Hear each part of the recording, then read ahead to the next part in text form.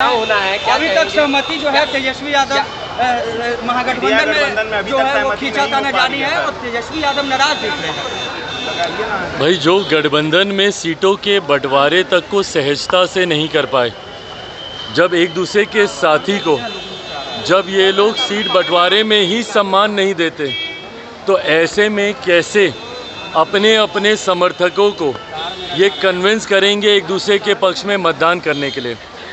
ये बात तय है, स्पष्ट है कि तथाकथित इंडी अलायंस जो है ये सिर्फ और सिर्फ महत्वाकांक्षाओं के लिए बना हुआ अलायंस है।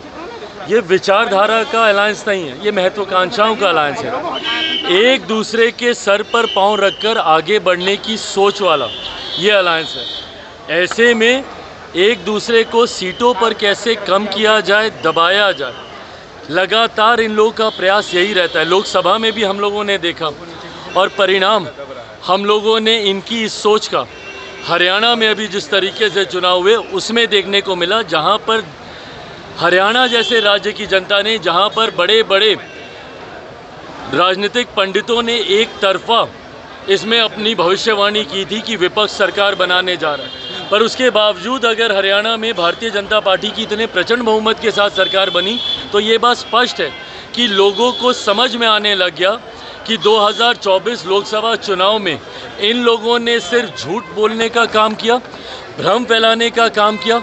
विपक्ष के लोगों के पास अपनी कोई नीति सिद्धांत नहीं है, सिर्फ झूठ बोलो और लोगों को डराकर अपना वोट लो। अब धीरे धीरे देश की जनता जो कुछ समय के लिए संभवतः लोकसभा के चुनाव में इनके साथ गई थी और ये लोग अतो उत्साहित हो रहे थे कि भैया अब एनडीए का कुछ नहीं रहेगा, एक एक करके तमाम राज्यों के परिणाम आप देखिएगा, उसमें सिर्फ एनडीए की सरकार बनेगी।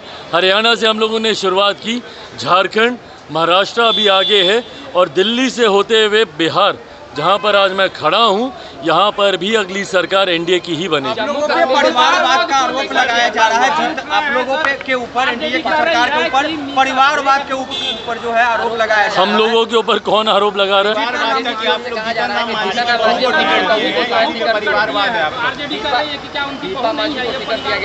नवंबर में सर आपकी पार्टी की रैली होने वाली है। देखिए, परिवारवाद मांझी जी का जहां तक जिक्र है, उन्होंने कुछ नीतियों का समर्थन उन्होंने किया था। वो अपने परिवार के सदस्य को टिकट दें, कहाँ इसमें किसी को कोई आपत्ति है, उन्होंने तो दिया ही है उनके परिवार के ही सभी लोगों को, पर उन्होंने एक नीति का समर्थन किया था। माननीय न्यायालय ने जिस तरीके से आरक्षण के प्रावधानों में कुछ बदलाव को लेकर जिस तरीके से अपनी टिप्पणियाँ की थी, उसके बाद उन्होंने एक सोच का समर्थन किया था। उस सोच के आधार पर उन्होंने टिकट नहीं दिया। ये ऐतराज़ लोक जनशक्ति पार्टी रामविलास, हमारे सांसद जमुई, उन्होंने इसकी टिप्पणी की थी। अब राजद परिवारवाद का आरोप लगा रही है, क्या आरोप लगा रही है? ये राजद और मांझी जी के बीच की बात है। देखिए, ये चिंता की बात है कि नई सरकार बनने के बाद क्यों पुनः आतंकी और आतंकिक संगठन पुनः घाटी में और जम्मू कश्मीर में सक्रिय हुए हैं। एक लंबे समय तक, जब तक केंद्र के शासन में जम्मू कश्मीर था, ना के बराबर ऐसी कोई घटना हम लोग को सुनने को मिली और पूरी तरीके से आतंकवाद पर नियंत्रण वहाँ पर हम लोगों ने पाने का काम किया।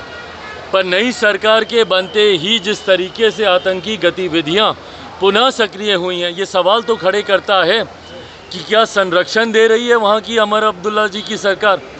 क्या उमर अब्दुल्ला जी की सरकार के संरक्षण में आतंकियों को शय मिलता है कि उनके आने के बाद पुनः इस तरीके की गतिविधियों को अंजाम दिया जा रहा है? ये चिंता की बात है। जहां पर हम लोग इतने लंबे समय तक शांति कायम करने में सफल रहे, क्यों वहां पर पुनः आतंकी सक्रिय हुए हैं, इस पे सवाल बनता है। नवंबर माह में आपकी रैली होने वाली, आज मंथन भी आप लोगों ने की है, क्या रूपरेखा होगी? 28 नवंबर को पटना के गांधी मैदान में लोक जनशक्ति पार्टी रामविलास की एक भव्य रैली का आयोजन हम लोग करने जा रहे हैं। एक लंबे समय के बाद मेरे नेता आदरणीय रामविलास पासवान जी जब थे, उसी वक्त हम लोगों ने आखिरी बार रैली का हम लोगों ने आयोजन किया था। इस बार पुनः हम लोग ये आयोजन करने जा रहे हैं।